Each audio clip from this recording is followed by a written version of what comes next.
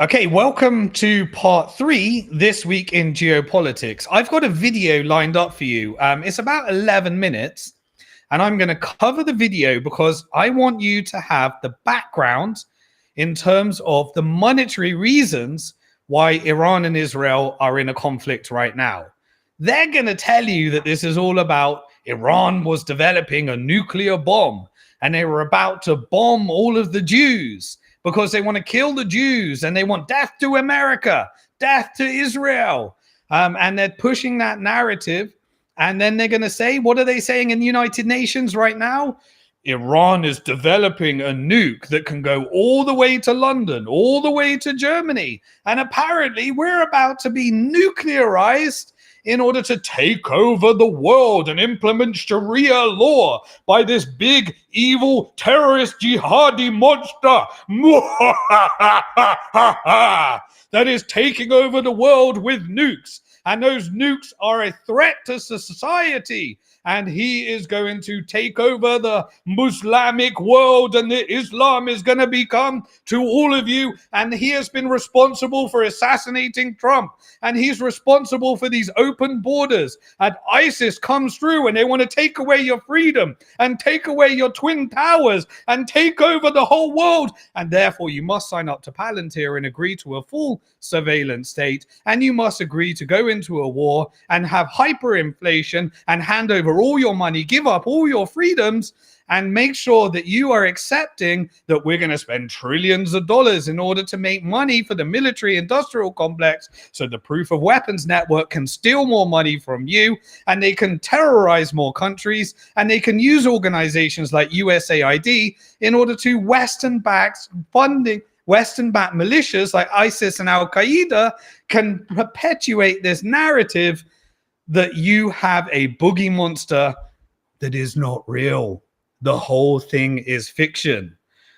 If you read any of the books that I recommend on my reading list, Covert Regime Change, Confessions of an Economic Hitman, what else have we got? Operation Gladio. The boogie monsters were all funded by the West. Now, why did that happen? Why did that happen? Well, guess what? It's because British Petroleum needed some oil. And when the Iranians wanted to nationalize their oil, they had a big problem. And when the Iranians wouldn't allow for a Western central bank to colonize their country because they believe in Islamic finance, which prohibits the use of interest in currency, then they weren't able to take it over, just like they did in Egypt, just like they did in Libya, just like they did in Lebanon, just like they did in Turkey by weaponizing financial weapons and mass destruction.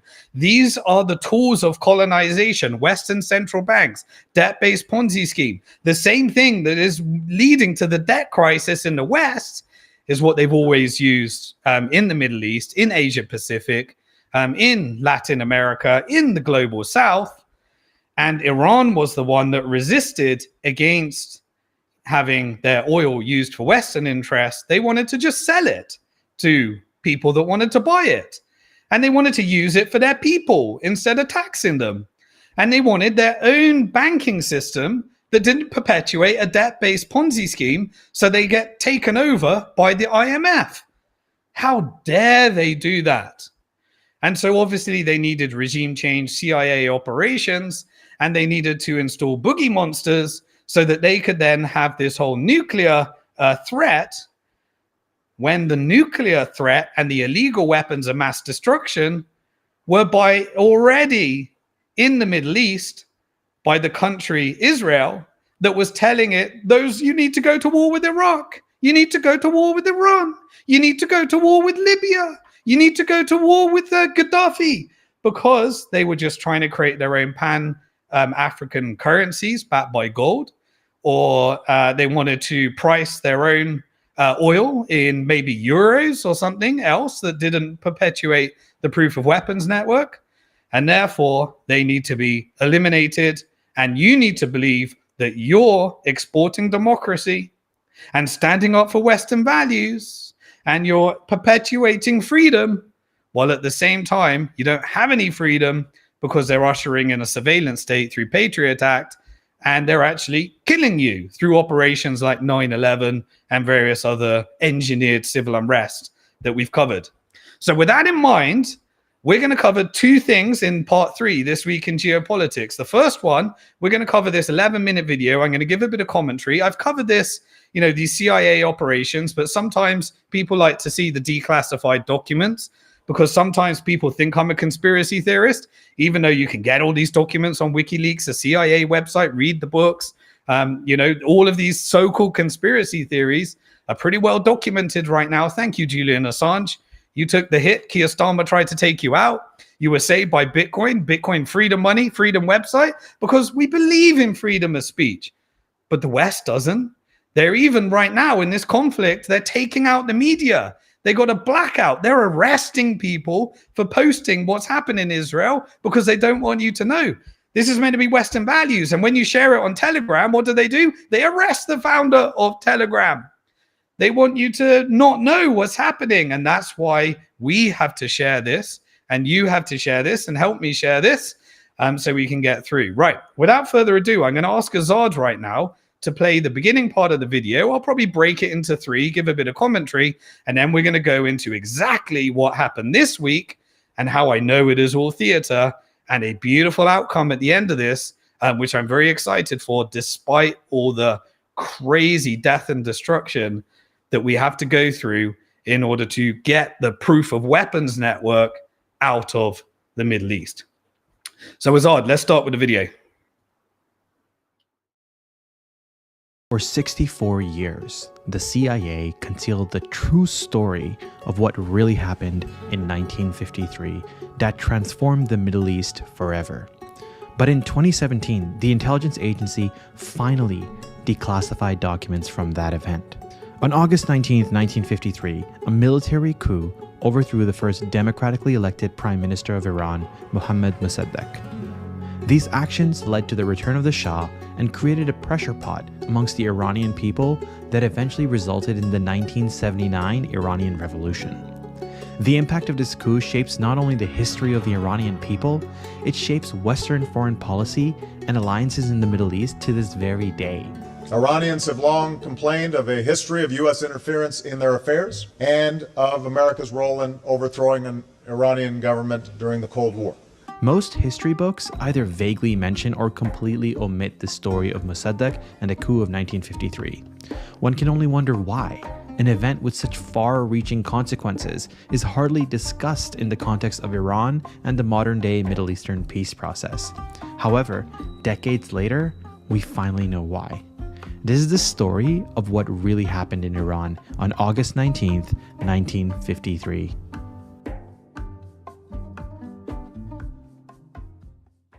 For most Americans and the West, the story of Iran begins in 1979, when Iranian students seized the US Embassy in Tehran. 52 Americans were held hostage for 444 days. The hostage crisis started when the US government refused to deport the Shah, Mohammad Reza Pahlavi, back to Iran. Good evening. The U.S. Embassy in Tehran has been invaded and occupied by Iranian students. The Americans inside have been taken prisoner, and according to a student spokesman, will be held as hostages until the deposed Shah is returned from the United States, where he's receiving medical treatment for cancer. But to truly understand the hostage crisis, we have to go back almost 29 years to 1950. In Abadan, the world's largest oil refinery has been handling each year 25 million tons of crude oil, fed by countless pipelines from the oil fields. During this time, the British controlled the largest oil refinery in the world, the Anglo-Iranian Oil Company. Based in Abadan in western Iran, the oil refinery was of great strategic importance, not only as a profit center for the British government, but also as a source of energy to run the mighty British Navy. The Navy had switched from coal to petroleum in 1911 under the leadership of then Navy Secretary Winston Churchill. So while the British were benefiting immensely from the oil in Iran, the Iranians were pretty unhappy. Well, because in exchange for extracting Iranian oil, the British government was paying Iranians less than 20% of the global profits. Furthermore, the Iranian government wasn't allowed to audit the company books nor have a voice in the company's management. In late December 1950, word got to Tehran that the Americans had made a deal with the Saudis, agreeing to a 50-50 profit sharing of the Arab American Oil Company, also known as Aramco. However, when a similar agreement was proposed by the Iranians, it was rejected by the UK Foreign Office. This led to increased turmoil in Iran. Many felt that Iran's oil fields should first and foremost benefit Iranians. One vocal advocate of this perspective was Dr. Mohammad Mossadegh. On the 20th of April 1951, Mossadegh became the first democratically elected Prime Minister of Iran. With chances of a settlement fading, the West's best hope is that this sickly man, in whose frail hands may lie the key to peace, is as anti-Russian as he is anti-British. Born in 1882, he came from a prestigious Iranian family. His father, a finance minister of Iran, and his mother, a princess from the Qajar dynasty. Mossadegh became the first Iranian to receive a doctorate in law from a Western university and was often described as incorruptible, a man who didn't fear standing up to power. One of Mossadegh's first actions was to do what many people had been calling for years. On the 1st of May 1951, Mossadegh nationalized the Anglo-Iranian Oil Company. Abadan, the world's largest oil refinery, which British enterprise and money built, may pass out of British control if Persia carries out the vote for nationalization passed by their parliament. The British, as expected, were completely outraged. They felt that Mossadegh had effectively stolen their oil, even if it did exist under Iranian land. And they weren't going to back down from this fight. Apart from direct interest in the Anglo-Iranian Oil Company, what the British really feared was the signal that it sent to other Middle Eastern countries that they had similar arrangements with, such as Egypt and its Suez Canal. The British debated taking over the oil refinery through a naval operation, but the Americans didn't support this. Instead, the US offered to negotiate with Mossadegh on behalf of the British. However, the parties were unable to reach an agreement. Shortly after, the British, who still operated the refinery, shut it down and evacuated all British personnel. The refinery was even sabotaged to prevent the Iranians from operating it. Without the green light from the US on a military operation, the British government decides to take their case to the United Nations and International Court of Justice at The Hague. However, much to their surprise, both judgments went in favor of Iran. That if they continue, they may render it impossible to execute a judgment in favor of the United Kingdom. Mossadegh emerged as a hero in his country and was propelled to international stardom. That year, the Times magazine named Mossadegh the Times Man of the Year, beating Churchill, who was also a contender. Options were running out for the British, so they initiated an embargo, preventing anyone from buying Iranian oil. The blockade decimated the Iranian economy. The British hoped that this would anger the Iranian people against Mossadegh, but to their surprise, it didn't. The 1950s was the beginning of the Cold War between the Soviet Union and the United States. The Soviets were pushing their ideological agenda across the globe, and Iran was no exception. There was a communist party in Iran called the Tudeh Party. Mossadegh, although not a communist, tolerated the Tudeh and felt that in a pluralistic democracy, people had the right to organize. What might have seemed like a pro-democracy stance was manipulated towards a pro-Soviet one. The British realized they could exploit this as a weakness. During President Truman's term, the United States was reluctant to involve itself in Iranian matters. The Truman administration felt that the democratically elected Prime Minister of Iran reflected the values of the American people. In fact, Mossadegh and Truman had a great personal relationship. On July 21st, 1952, a power struggle emerged between the Shah and Mossadegh on who should control the military. Mossadegh demanded that he appoint the Minister of Defense. When the Shah refused, Mossadegh resigned, giving the British a prime opportunity to appoint a puppet prime minister in Iran. This appointment angered both Mossadegh supporters and the Tudeh Party, who joined forces in a protest against the Shah. Troops loyal to the Shah fired on the crowd, killing 67 people. 5 days later, Mossadegh returned to power as prime minister. Britain had completely run out of options. Rejecting the advice of the Truman administration, Britain planned to instigate a military coup. They looked towards General Zahedi, a man loyal to the Shah, to carry this out. Although he was a Nazi sympathizer and, according to British intelligence, untrustworthy, his raging anti-Mossadegh position made him the ideal candidate for the coup. Mossadegh got the news of what was happening and decided that his only option was to break diplomatic relations with the British. The embassy was shut down and all the British diplomats were kicked out. Everything changed when Dwight Eisenhower was elected as the President of the United States in January 1953. A meeting was arranged between Eisenhower and Churchill to discuss the Iran issue. The British knew that the Americans didn't really care about the British losing their oil fields, so instead, they made it look like the reason they wanted to get rid of Mossadegh was because he was a communist. And since the US were fighting communism around the world, this strategy worked. Mr. Eisenhower arrived at the home of Mr. Bernard Baruch in New York for his long-awaited meeting with Mr. Churchill.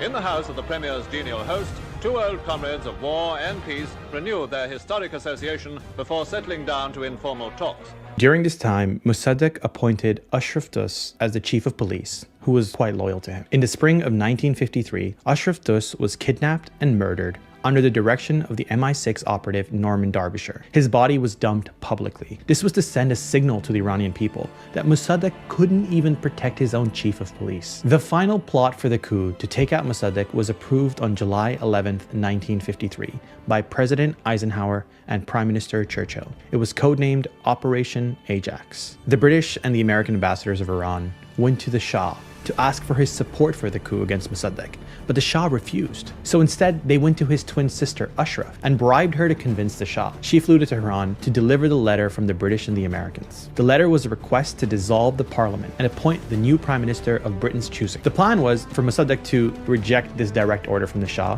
which would ultimately result in his arrest. Enter Kermit Roosevelt. Roosevelt was a CIA agent and also the grandson of President Theodore Roosevelt. He crossed into Iran via Iraq with suitcases full of cash and started buying off journalists and newspaper editors to print stories on anti-Mossadegh propaganda, stating that he was a communist. This was all in preparation for the coup, as well as to signal to the outside world that they were getting rid of him because he was a communist. Eventually, a junior officer in the Royal Guard leaked the plans of the coup to Mossadegh. At midnight on the 16th of August 1953, the army sent tanks and officers to the Prime Minister's house. However, Mossadegh was prepared. As soon as the Royal Guards presented the letter from the Shah, they were arrested by Mossadegh's guards. The coup had failed miserably, and the Shah fled to Rome. The people cheered that the Shah had left. The US accepted the outcome and asked for Operation Ajax to be discontinued. Kermit Roosevelt was ready to leave, but Norman Derbyshire from the MI6 convinced him otherwise. Derbyshire had paid mercenaries to pretend to be Mossadegh and two-day communist supporters. They started rioting in the streets, pulling down statues of the Shah. As anti-royalist partisans, supporters of the aged Dr. Mossadegh set about their work of destruction. Target on which much bitter feeling was focused was the statue of the Shah's father.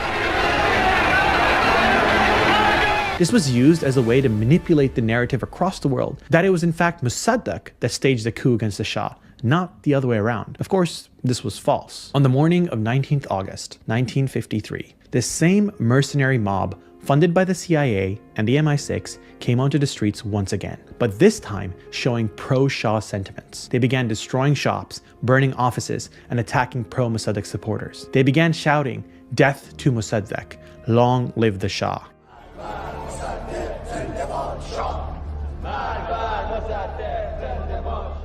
At 4:30 p.m. on the 19th of August, 1953, 28 tanks attacked Mossadegh's house. At this point, Mossadegh asked all his ministers to leave his house, as he wanted to die there alone. But the ministers insisted that he leave with them, or they'd all stay and die with him. He agreed and left. Later that day, General Zaidi was sworn in as prime minister on the orders of the Shah. The coup finally worked. The Shah returned to Iran on the 22nd of August, 1953. With $45 million from US aid, the Shah neutralized the opposition supporters, and Mossadegh was convicted for treason. Backed by General Zahedi, military strongman who engineered his return to power.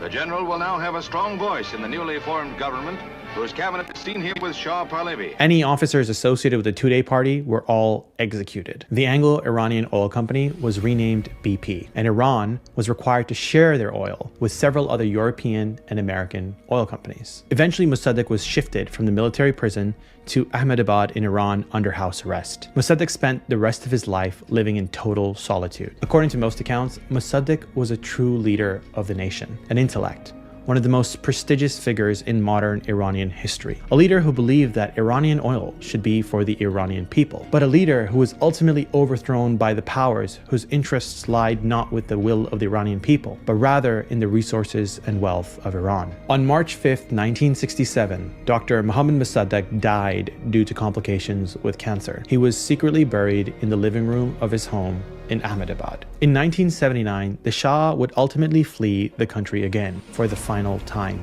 The truth is, the seeds of the 1979 Iranian Revolution were sown in 1953. The betrayal of the US and the UK of the Iranian democracy forever severed the trust between Iran and the West. It will always remain a mystery. What if the US and the UK had not overthrown Iran's first democratically elected leader? Would the 1979 revolution ever happen? Would those Americans have been kidnapped in Tehran? Would Jimmy Carter have won a second term? Where would Iran be today? And what would the Middle East look like? I suppose we'll never know.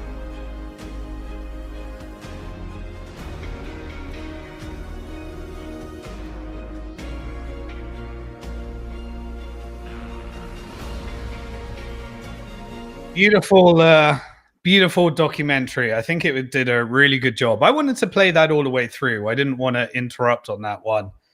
But I want you to understand, start to recognize the patterns. And if you think that this is something that only used to happen in the past and that this isn't still happening right now, and all the techniques used in these covert operations in order to socially engineer your mind to thinking that the world is different to the world how it actually is not being used against you right now. The gig is up. The information is out. You have to be smarter. You have to follow the money. So what happened after 1979? All of a sudden, the CIA decided to fund Saddam Hussein. And Saddam Hussein did an invasion into Iran while they funded the dirtiest, most disgusting crimes against humanity war that Iran has ever experienced. Chemical weapons were handed over to Saddam Hussein to inflict upon civilians while lots and lots of people died because they do not care. This is exactly what they do. They wanted to use Iraq and Saddam Hussein in order to weaken Iran so that they could get what they want. After 8 years of death, destruction, chemical warfare, and dirty, dirty tactics, Iran did not retreat. And so what happened next after that? They needed to have a new plan. And so we then had 9/11, which was a CIA Mossad operation in order to kill Americans and justify and radicalize Americans into thinking that they needed to go after more boogie monsters. And when they came after more boogie monsters, they decided that Saddam Hussein is somebody, earlier, that they do not need to work with anymore because he decided to fight back and he decided that he wanted to expand his oil aspirations. And I'm not saying any of these people are good. America prefers and Britain prefers bad people because when they want to get rid of them, they can blame all their badness and say that they're doing that for them and that they're trying to expand democracy. And it's because they really care about human rights and they really care about women's rights and they really care about women's rights not to wear hijab in Iran, but they really don't care about it if you do exactly what I say and give us the resources that we need.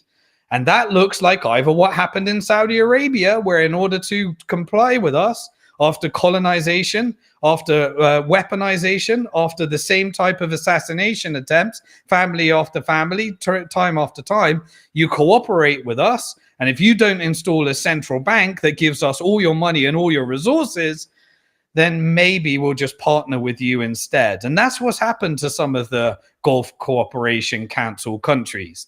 They managed to keep their their sovereignty by not having a Western central bank. And they had to just give a bunch of their resources in partnership so that they could remain and build wealth, sovereign wealth, so that eventually when America hits a debt-based Ponzi scheme and they're 125% debt to GDP and all the assets have been wiped out of all the people, they can actually say, well, we'll invest in your artificial intelligence and data centers. And we are now wealthy enough where we can buy you away and we can say, actually, why don't you, we can power some of our nuclear energy behind all of this. And now they have the power.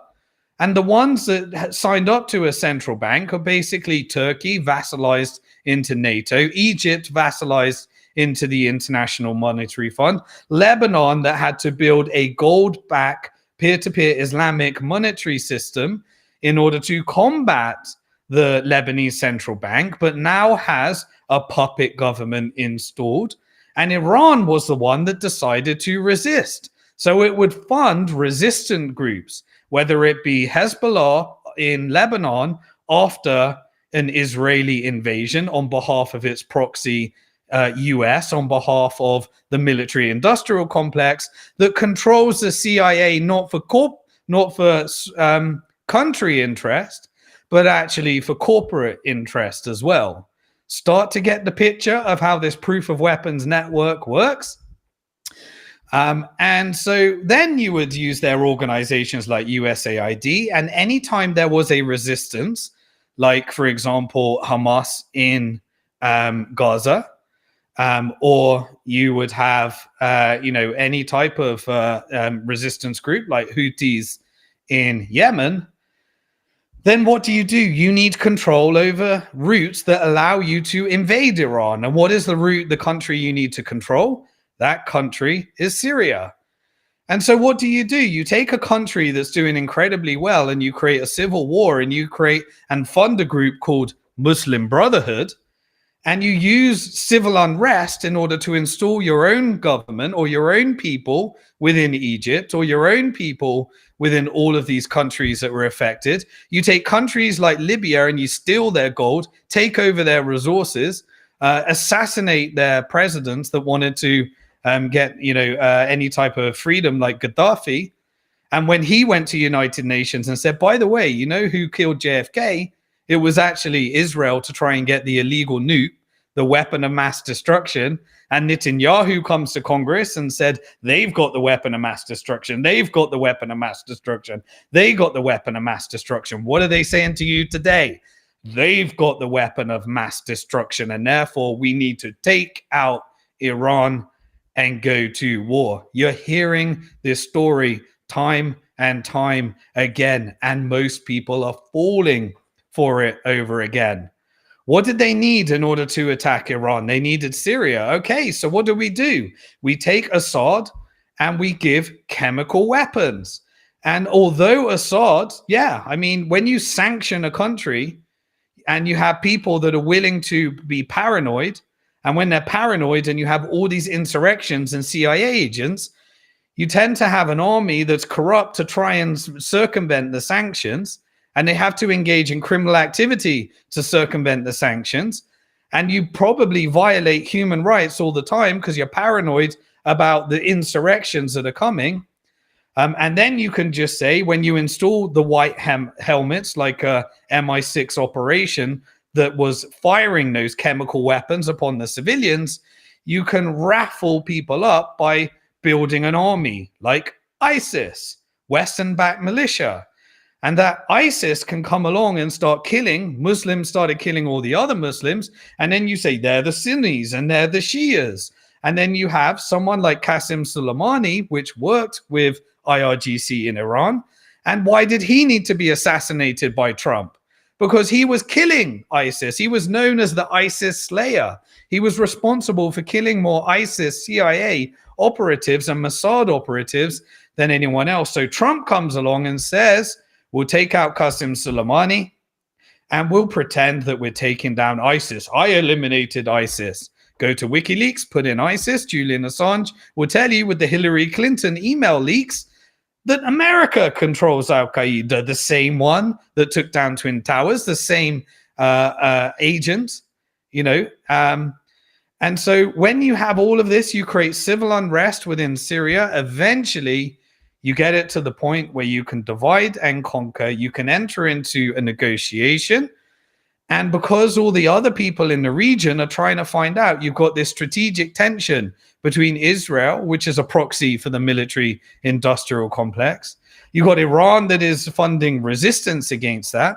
And you've got countries like the GCC countries that are partnering in order to try and build economic power to buy away their freedom. And eventually, America and its debt-based Ponzi scheme turns on itself. Saudi and UAE and Qatar end up with a bunch of sovereign wealth. And eventually you find yourself in a scenario where you no longer need the resistance because finally, as a community, as a group, as a region, you partnered with a rising power like China and Russia and BRICS that were able to stand against the colonizers of the US dollar that was raping, pillaging, and stealing resources. And you actually get to resist October the 7th against the colonizers, recruit people pretending this is religious warfare, and then they use atrocity propaganda. Remember, go to my blog, Atrocity Inc., that goes through all the lies on October the 7th, and you make people believe in the atrocity of the 40 beheaded babies, that this is something completely different to what it actually is. Then you play a game like that, and the West are no longer in a position to be able to fool you, because the resistance comes back, and eventually you negotiate your freedom, you negotiate decolonization, and the military industrial complex agrees we're no longer going to profit from these forever wars. We're no longer going to print fake GDP. We're going to do it in Europe instead.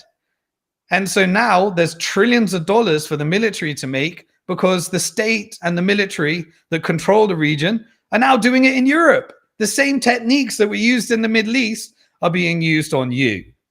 The same techniques of colored revolutions, funding dissent and civil unrest by open borders, mass deportations, and Palantir surveillance technology that was beta tested in Gaza with occupation as a service and genocide as a service, and integrated with AI-powered drones in Ukraine in order to get those rare earth minerals, they're now being used on you with one big, beautiful bill integrated into Trump's stablecoin and Elon's stablecoin, because they're giving you freedom of speech without freedom of reach, so that they can create algorithms to build your social credit score, so that this can all be integrated into one beautiful big bill.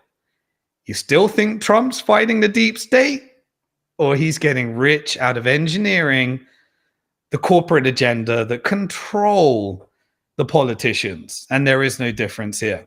So the theater continues. And that is why I believe, when you follow the money and go through all the different things, that right now what you are witnessing is the final part of the execution of a negotiation rather than genuinely. Now, that doesn't mean that this is pretend strikes and nothing's real.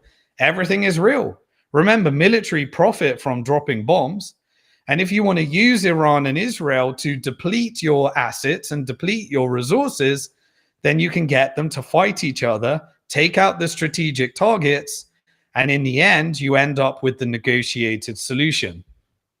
It's the best movie I've actually ever watched. And everybody is following the headlines and thinking that this is leading to World War III, and Trump is about to put the troops into Israel, because they're pretending and using their plausible deniability story that Israel controls America, when this is simply a vassal of the military industrial complex. And this is the policy to prop up the dollar, to steal money from the American people in a proof of weapons network through inflation and a debt-based Ponzi scheme, so that they can justify the breakup when it all breaks down and say it wasn't us doing that genocide thing. We're the good people. It wasn't us. We were blackmailed. It was Jeffrey Epstein that blackmailed us and forced us to do it. Definitely wasn't us. It was them. And this engineers the breakup, which is why now suddenly you're starting to find the documents that strategically weaken Israel as a jurisdiction, because it's no longer an asset, it's an absolute liability, because the gig is up. Everybody figured it out. And we covered it all the way on Bitcoin Hard Talk. And you thought that we were, that the whole thing was something completely different to what it is. So I would like to describe what happened this week and what is happening in real time from the perspective of following the money and the likely outcome. I covered it last week in detail from last week's perspective. And I was thinking that it was going to be a limited, proportional escalation, but I'm seeing the whole operation is being escalated through this conflict. So everything is real, but I believe that the outcome has been completely negotiated and agreed, and it is the best way to get to the outcome, which I'm very bullish about, and actually ends the damn genocide that we've been watching in real time for 650 days. And it still goes on today. This is what backs up the dollar, people. This is what backs up the euro. This is what backs up the pound. They can't possibly let you know that, so they have to engineer a plausible deniability story so that they can exit from that as well. The end result is a significantly better outcome for all, and all of the trigger events and things that need to happen in order to get to the outcome that is needed without you knowing it. And most people will never know. Only people that follow Bitcoin Hard Talk or people that actually read the history books in the future of the American Empire, which was just as bad as the British Empire, but they never told you the true story of what was happening because they had all these boogie monsters to blame everything onto as well. So what did we happen after Bitcoin Hard Talk episode 85? During the live, we had the initial strikes. And at the same time, Trump was in a G7 meeting in Canada. Suddenly he said that he needed to leave earlier. He needed to leave early because, you know, creating all of the belief that America was about to join the war. And all the Americans were up in frenzy, going crazy, thinking that Israel's about to get us into World War III and Israel's going to end America. And this evil Israel is doing everything, even though they're all part of the same team, work for the same banks, work for the same military. But it is seeing something. So immediately we saw a preemptive strike on Iran. And what did they say? Weapons of mass destruction. Iran was about to blow us up, and the IAEA, the nuclear inspection organization, was the excuse that they used, saying that they were about to blow up and kill all the Jews in Israel. Now, what also happened is simultaneously there was a hack that revealed something called the Samson option. The Samson option, which made its way on alternative media, which was said that it was an Iranian hack, but probably released strategically, explained that Israel had nukes. And if you followed any of my content on JFK, you'll know that they were JFK was assassinated in order to get those nukes there, and that they had something called the Samson option. The Samson option means that if Israel is under threat, then Israel apparently has nukes pointed at Europe, London, New York, Washington, D.C., all around the world. The very same thing that the Israeli United Nations rep is saying in United Nations today that Iran is doing is what is in the Samson option as documented evidence that they have a nuke that is pointed at Europe and pointed at America. Now, what does this do? It basically allows you to push the narrative that Iran is about to do it. And when you're ready to dump Israel and denuclearize Israel, you have the narrative that allows for that, because it turns out that every accusation was a confession. And this crazy Israel was doing it when it was America doing it to its own people anyway. And when I say America, I don't mean the American people, and I don't mean the American government. I mean the military-industrial complex. You've seen how the proof of weapons network. Watch some of my previous videos on understanding the proof of weapons network. I'll cover it again in a bit more detail as we go through future episodes as well when I want to, but make sure you understand that. And so we're told that Iran was caught off guard. That was the traditional story. This was like their Pearl Harbor moment. Tucker Carlson came out and he was like, this is our Pearl Harbor moment. Everyone was like, America's about to go to war. America's about to war. This is World War III, World War III, World War III. Everyone was panicking across all the spaces. Everyone told me, well, I think this outcome is orchestrated. They're like, Simon, you're crazy. Nobody is on, like, I'm literally on my own on both sides on this one. I'm a conspiracy theorist. Can't possibly be. But suddenly, Iran recovered better than expected. And now Iran has basically launched about, at the time of this recording, about 18 tit for tat. So we've had immediately the relevant people, the hardliners at the IRGC were taken out by Israel. And then we've had the strategic weakening. We've had Iran hitting illegal settlements. And remember, in Israel, they have bunkers. So the civilians can go underneath. This is targeting billions, bricks and, buildings, bricks and mortar. We're not the genocidal maniacs that have been doing the genocide on the 650 days now, killing women, civilians, and babies. This is targeting the settlements where they've already pre-warned them to leave so that you can level the land and we can get it to the point where we can start over and undo the bad work, because Netanyahu failed in the mission of the forever war by successfully ethnically cleansing. Why? Because the GCC, Egypt, and Jordan didn't allow that to happen, while Iran resisted and the region unified around this operation. Some were doing it diplomatically, others were preventing wars, allowing different parts to happen, and Iran was resisting, and it ends in the crescendo that we've been experiencing. So Iran then fires off hundreds of ballistic missiles and hypersonic missiles. It gets to demonstrate how powerful it actually is. That it fed off the colonizer, and all of these are real. Believe me, this is, if you watch that 11-minute video, you'll know, is it really extreme that our governments would go to these lengths? Yes, absolutely. This is what the dollar's backed by. This is the proof of weapons network. And so now we get the strategic weakening of the Iron Dome, the narrative that the Iron Dome can protect from the crazy people, the crazy Muslims that were trying to kill the Jews, the radicalist Islamist jihadists. Suddenly these rockets are able to get over, the ballistic missiles are able to get over, and Tel Aviv gets hit hard. Now they're hiding it from their own people, but those that are on the Iran side, they're seeing all the videos that are being leaked. So both people, two narratives are being pushed. Iran is strategically depleting. They get to be sovereign at the end of this.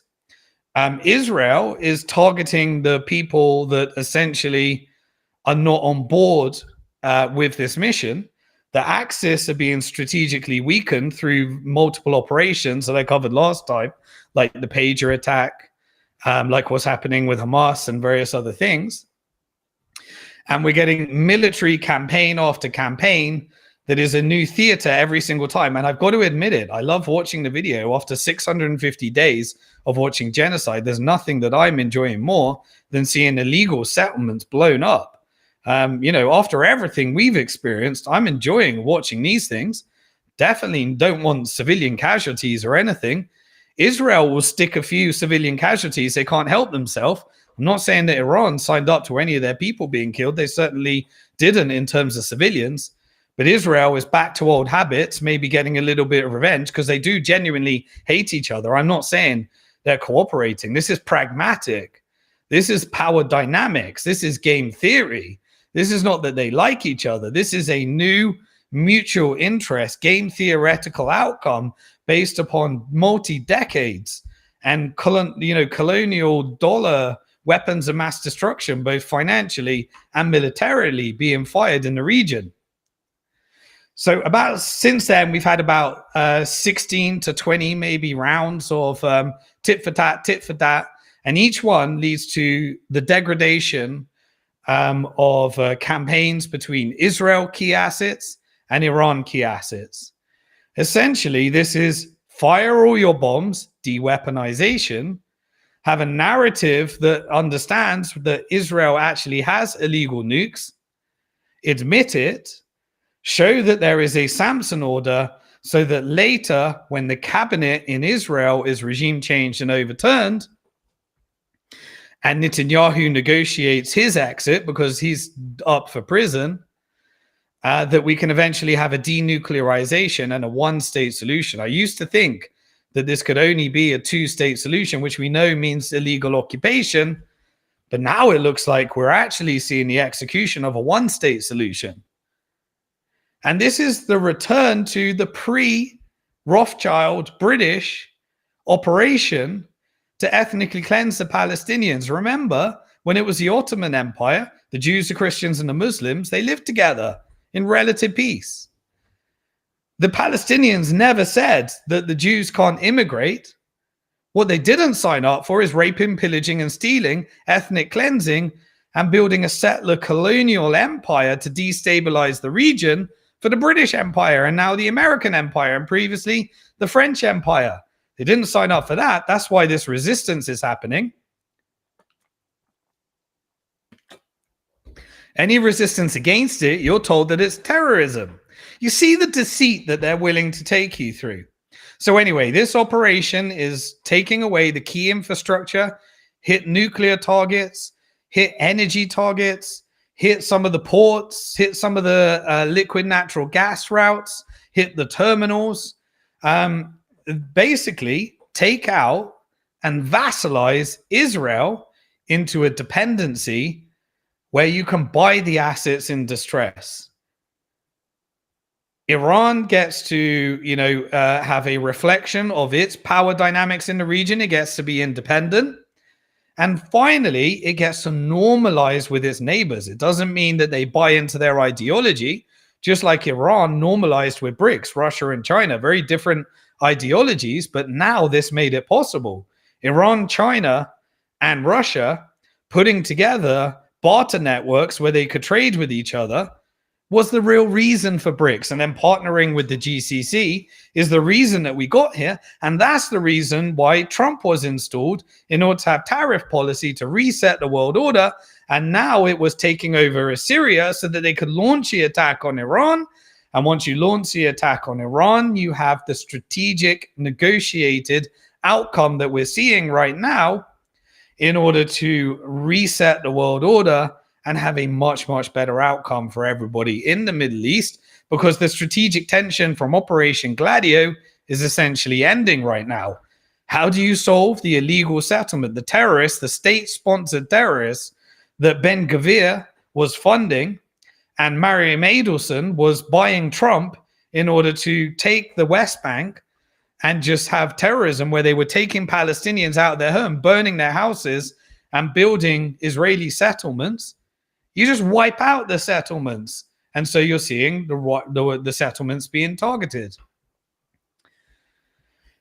You're seeing the hardliners on both sides being assassinated, the ones that wouldn't agree to the new regional vision. You've seen the Axis be strategically weakened. You saw that Syria, based upon the regions deciding what that operation would look like, you saw it have a temporary ex-ISIS person put in charge that Trump suddenly normalizes with. Sanctions are removed, and now we're able to launch this operation because something better is coming. And nobody gets what they want. Now, I'm not analyzing what I think should happen. You know if I put humanitarian hat on, you know how I think. You followed me enough if you've been involved in this. You know the atrocities that I think have been happening and what should happen. But this is the power dynamics on what is happening, not what should happen. This is where you have to follow the money and put two and two together, and then you're able to see what I think comes out. No regional state actor, I think, will join the war. This is contained, is precision outcome. It is real, but the outcome is understood. And essentially, the IRGC's axis basically no longer needed, and they normalize within the regions that they are. The ones that won't normalize have most likely already been taken out. But the reason they were taken out is because I believe it was allowed to happen. This is not betrayal. This is the execution of the next phase based upon the decolonization phase. This is the removal of the military-industrial complex using Israel to destabilize the region. This is the negotiation based upon different factions getting to the point where they could partner with BRICS and America can be moved back to, focusing on itself.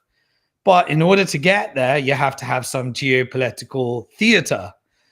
This is a managed conflict that I think we're witnessing. It's not a war. It's an orchestrated proof of weapons network theater based upon the power dynamics of the GCC and the putting Iran where it has agreed to be, and the vassalization of Israel into a one-state solution. Now that bit is a bit more speculative, but denuclearization is required in order to happen, and I believe we're seeing the narratives in order to take away the power from the extreme Zionists that will then end up leaving back to where they want to come based upon a vision that they're probably not likely happy with. And the illusion of the irresistible force and the unmovable object is being weakened right in front of us. And I've got to say, nothing to do with civilian casualties or anything, but watching this is a great movie to watch after all the things that we've seen and what we've had to put up to. I believe that this is all, agreed to. Remember the power dynamics. The US is not sovereign. The US is controlled by the Proof of Weapons Network, which is broken into the asset managers, the funders. Trump right now, he's more aligned with the banks than the military-industrial complex in this side of the region. The military is doing operations in Europe, Asia Pacific, retreating from the Middle East, and just providing the cells, as this is not going to be a forever war. The GCC is going to be in charge of the region, which is a collective Gulf power sovereign nations, partnering with those that were vassalized, like Syria, Turkey to a degree, but also has its power, its military, Egypt and Iran, and resolving for finally the Palestinian cause. It's going to be, I believe, an outcome. It's pragmatic, not the ideal outcome, not the one that I'd like to see, but at least it's going to be working with neighbors that have to get on with each other rather than the unnatural ISIS, Al-Qaeda, the funding from USAID, the Western interference, the forever wars, the Afghanistan mission, to use drugs and all sorts of trade to fund the deep state in the West, everything that was covered in Operation Gladio, and at the same time minimize casualties relative to the other dirty wars. So I don't believe that any escalation is planned. I don't believe that the US is going to be involved in this. I don't think that's a part of the script and the outcome. I think every strike is mediated and agreed, enforced by the GCC, which is their negotiations with the US proof of work logistics network. And the reason that it's being enforced is because there is more money to be made in this than the forever war, the old forever war model. All of what I think we're witnessing right now is containing the fallout. I don't think it's about igniting a greater regional war. I think everything is strategic outcomes. I think Iran is not collapsing. We're not going to see the collapse of Iran. It is normalizing, and it is about the removal of sanctions at the end of this. It's not going to be a Libya 2.0. It's not going to be a NATO chaos that leads to another forever war. It is basically a coordinated pivot based upon being able to agree certain outcomes where the vision collectively is too compelling for all and it's right for all in given the current power dynamics.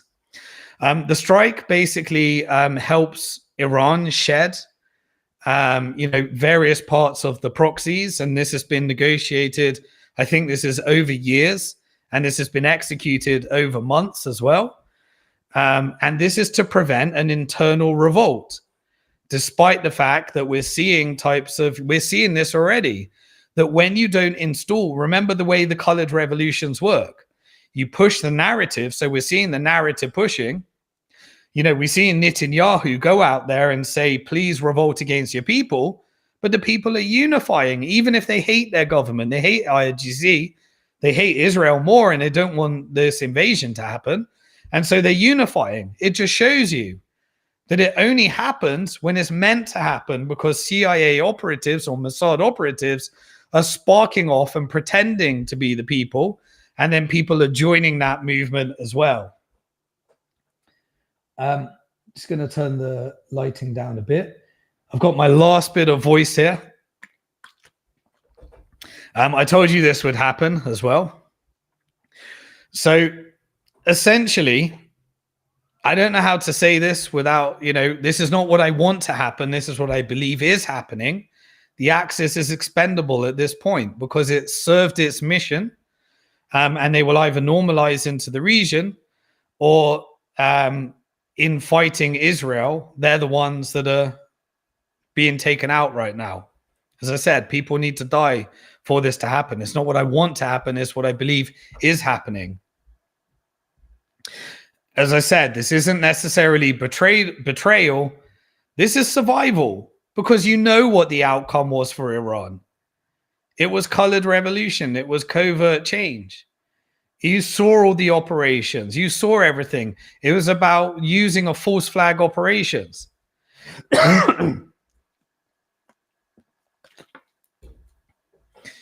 And that's what I thinking.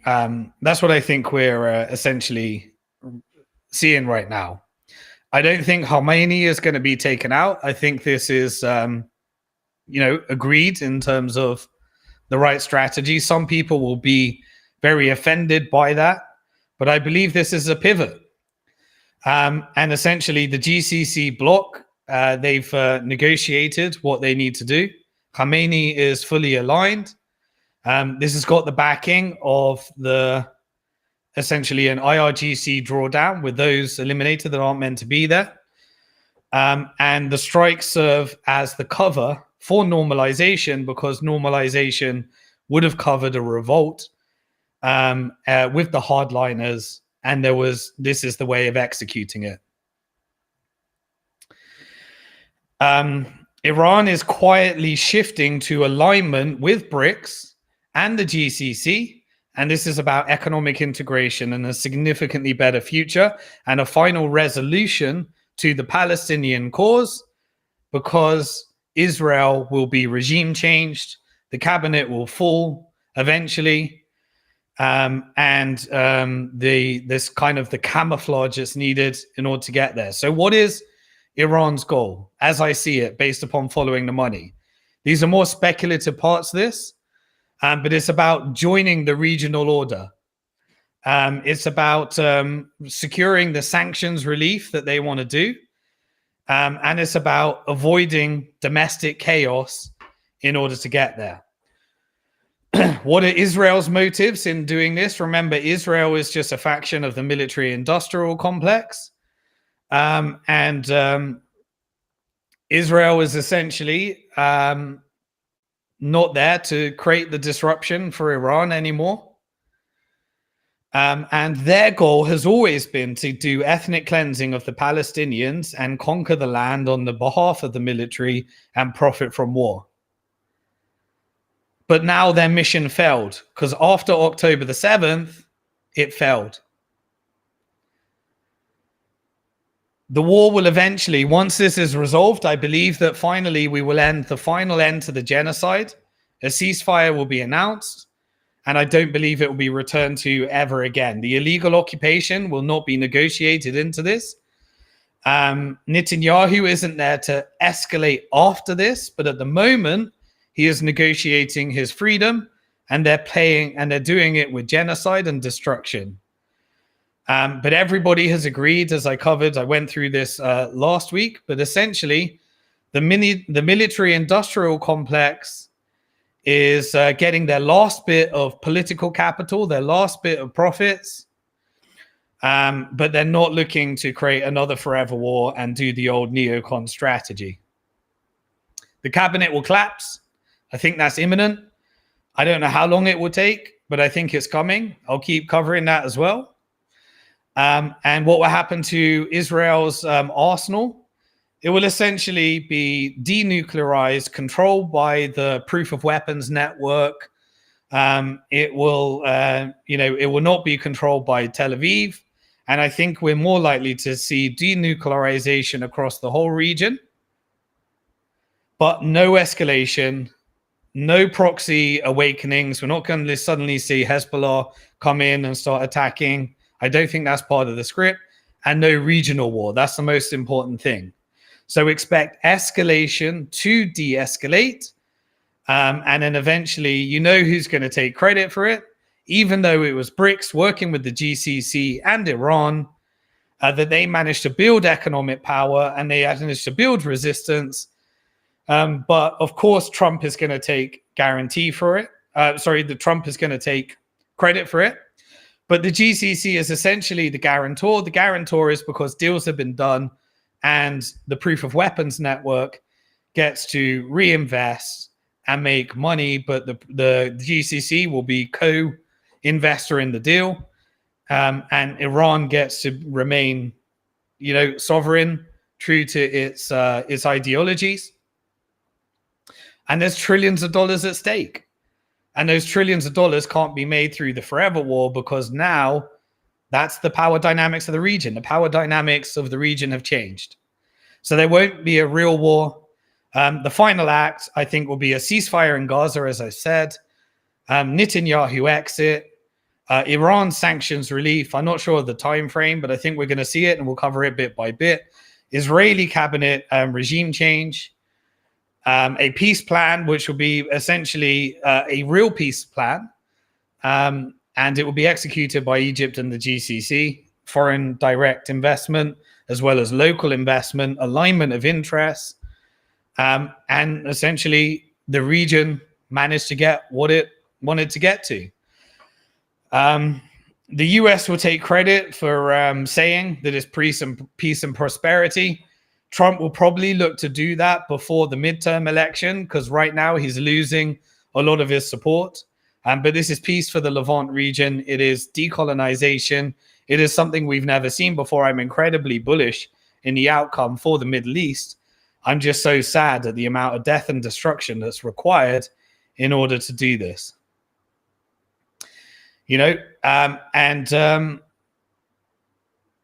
I think Palestinian statehood is being engineered. I think it's inevitable. And Israel will be vassalized. And I think this ends in a one-state solution. And I really hope that this is what we're seeing right now. But by following the money, this is, I think, what we are seeing right now. Almost everybody disagrees with me. I think it will take weeks, months, years to know how this exactly planned out. But I think you're witnessing what this will look like as well. And so this is the coordinated transition. I'm enjoying every part of it.